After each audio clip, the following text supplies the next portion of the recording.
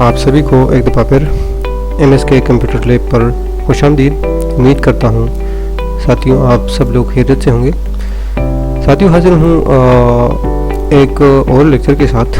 ये लेक्चर भी हमारा MS वर्ड के हवाले से ही है, तो चलते हैं लेक्चर की जानिब। लेकिन लेक्चर में जाने से पहले मैं आप सभी से एक वही रिक्वेस्ट करूँगा कि अगर आप हमारे चैनल पर नए हैं या अगर आपने अभी तक हमारा चैनल सब्सक्राइब नहीं किया तो काइंडली हमारे चैनल को सब्सक्राइब करें, बेल आइकन को भी ऑन रखा करें ताकि हर आने वाली वीडियो आपको टाइम से मिल सके। वीडियो देख के अगर आपको अच्छी लगती है तो वीडियो को लाइक और शेयर ज़रूर किया करें। तो चलते हैं लेक्चर की जानिब।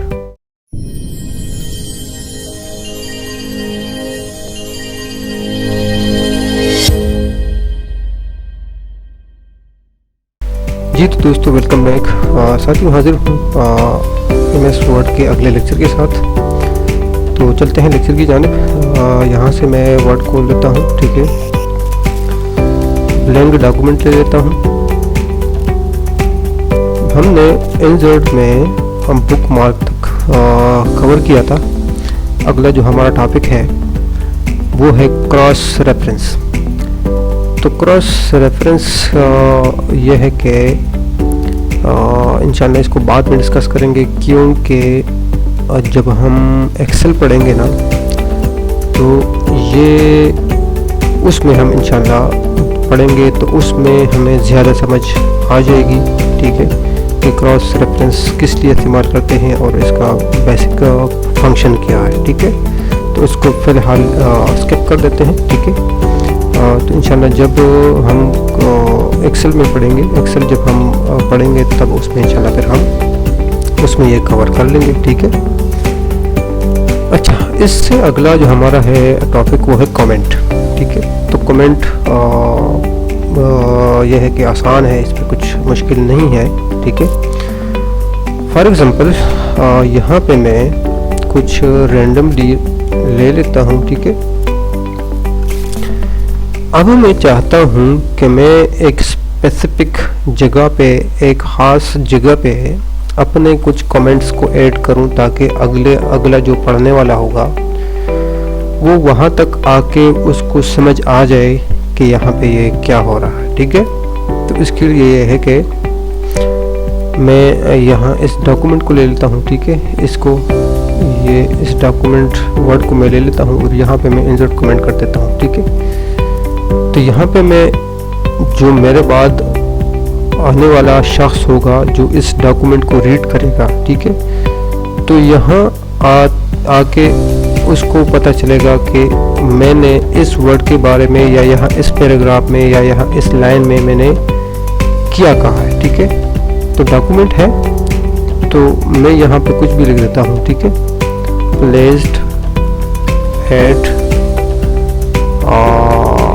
प्लेस्ड एट इंक्लूजर कर देते हैं, ठीक है।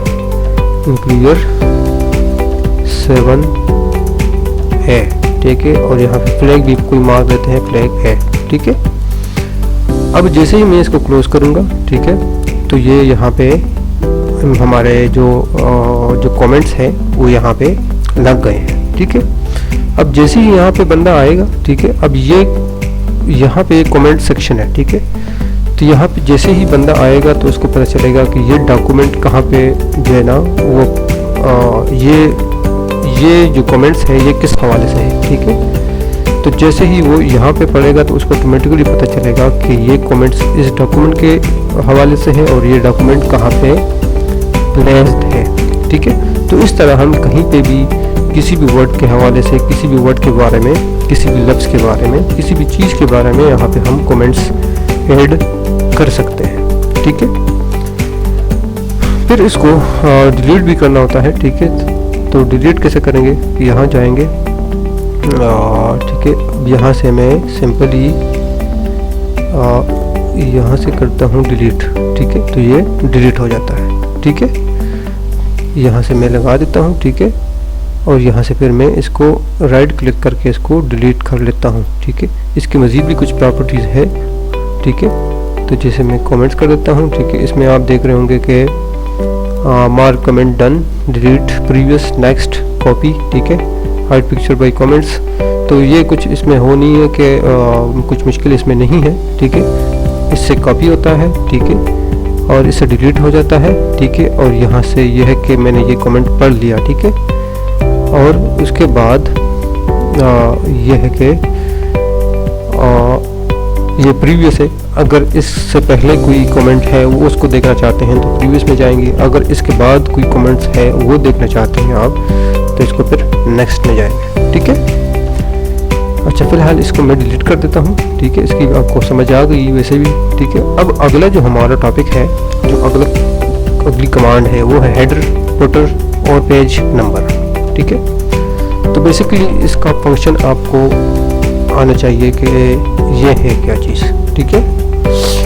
तो जो हेडर और फुटर होते हैं तो बाज़ दफ़ा हमें अपने पेज के टॉप पे और अपने पेज के बॉटम पे कुछ चीज़ें चाहिए होती हैं, जैसे कि कोई नंबर,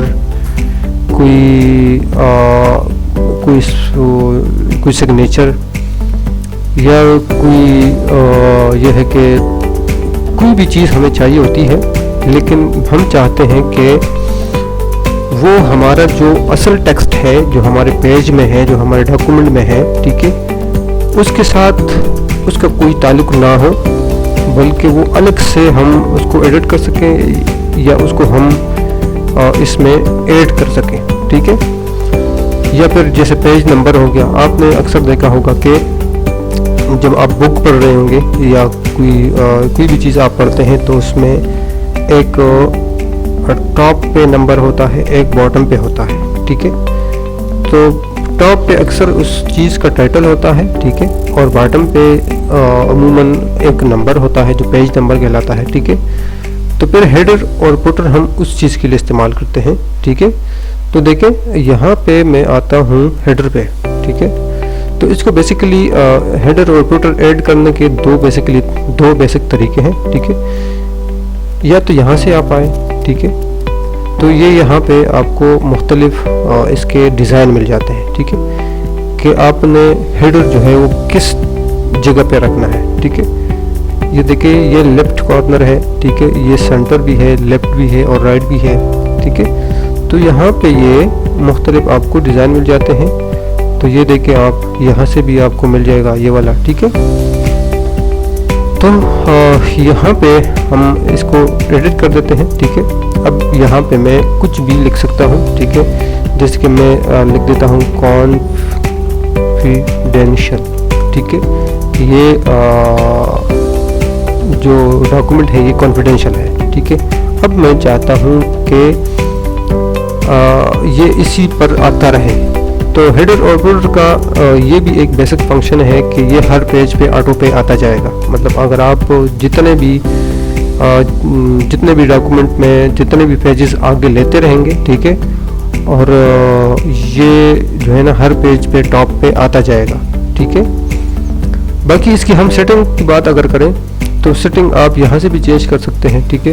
इसको छोटा बड़ा कर सकते हैं आप, इसमें कोई पिक्चर लगा सकते हैं, इसमें कोई टाइम आप लगा सकते हैं, ठीक है, पेज नंबर भी लगा सकते हैं, ठीक है, और इसको आगे पीछे कर सकते हैं और ऊपर नीचे भी कर सकते हैं, ठीक है।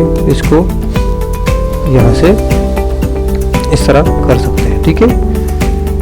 ये देखिए, हेडर फ्रॉम टॉप और हेडर फ्रॉम बॉटम, ठीक है। तो इसको मैं अगर कम करना चाहता हूँ, ठीक है, तो ये कम भी होता है, ठीक है ना। अब यहाँ से इसकी प्रॉपर्टीज मज़ीद आप इसको देख सकते हैं, ठीक है। इसको ऊपर करें, ठीक है, और इसको सेंटर में कर लें, ठीक है, और इसको थोड़ा छोटा बड़ा आप अपनी मर्जी से कर सकते हैं, ठीक है। अच्छा, अब इसको एक्टिव करने के दो तरीके हैं बेसिकली। तो अब पहला तरीका तो यह है कि जिस तरह मैंने इसमें ऐड किया, ठीक है, उस तरह आप ऐड कर सकते हैं, ठीक है। एडिट में आके इसको एडिट कर सकते हैं, या फिर इसको यहाँ से आपको अगर आप क्लोज करते हैं, ठीक है, तो यहाँ इस पे आके डबल क्लिक करना होता है आपने, तो ये एक्टिव हो जाता है, ठीक है। तो आप जब भी अब यह है कि पेजेस लेते रहेंगे, ठीक है, तो ये हर पेज पे ऑटोमेटिकली आता जाएगा। यहाँ देखें आप, तो इसका यह है कि आपके असल इस हेडर का या फुटर का आपके जो असल टेक्स्ट होते हैं उससे कोई इसका ताल्लुक नहीं होता, ठीक है। इसको बड़ा छोटा करने से इस पे कोई असर नहीं पड़ेगा और इसको छोटा बड़ा करने से इस पे कोई असर नहीं पड़ेगा।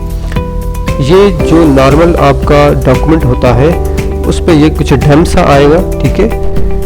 तो लेकिन जब आप प्रिंट लेंगे, ठीक है, तो ये बिल्कुल इसी तरह आएगा जिस तरह ये टेक्स्ट है, ठीक है। तो ये तो हो गई हेडर की बात, ठीक है। अब इस हेडर में मैं किसी भी चीज़ को रख सकता हूँ, ठीक है। मैं इसको इसमें यहाँ पे पेज नंबर को रख सकता हूँ, ठीक है। किसी डेट और टाइम को भी रख सकता हूँ, ठीक है।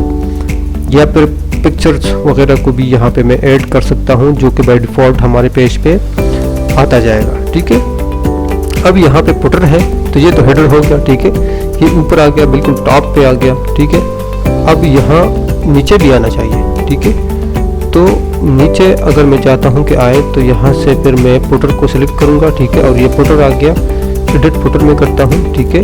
तो यहाँ पर भी मैं इस तरह करता हूँ कि पेज नंबर में लिख देता हूँ, ठीक है। ये आ गया पेज नंबर, ठीक है। अब ये पेज नंबर ऑटो पे चेंज नहीं होगा, ठीक है। इसका फिर मैं आपको बताता हूँ कि क्या करना होता है, ठीक है। ये आ गया, अब इसको मैं थोड़ा सा इस तरफ करता हूँ, ठीक है। अब जैसे जब भी आप दूसरा पेज, तीसरा पेज, चौथा पेज लेते रहेंगे तो उसी तरह ये आपके पास यहाँ पे ऑटो पे आता जाएगा, ठीक है। या मैं चाहता हूँ कि ये कॉन्फिडेंशियल यहाँ पर भी है तो इस कॉन्फिडेंशियल को यहाँ पर भी होना चाहिए, ठीक है। तो इसको मैं सिंपल इस तरह कॉपी कर लेता हूँ, ठीक है। और यहाँ पे इसको मैं पेस्ट कर लेता हूँ, ठीक है। ये आपका कॉन्फिडेंशियल लग गया, ठीक है। अब मैं चाहता हूँ कि यहाँ पर मैं कोई पेज नंबर भी लगा दूँ, ठीक है। तो पेज नंबर यहाँ से फिर हम लगा सकते हैं, ठीक है। जो इंसर्ट में हमने किया था, ठीक है, यहाँ से ये पेज नंबर है, ठीक है।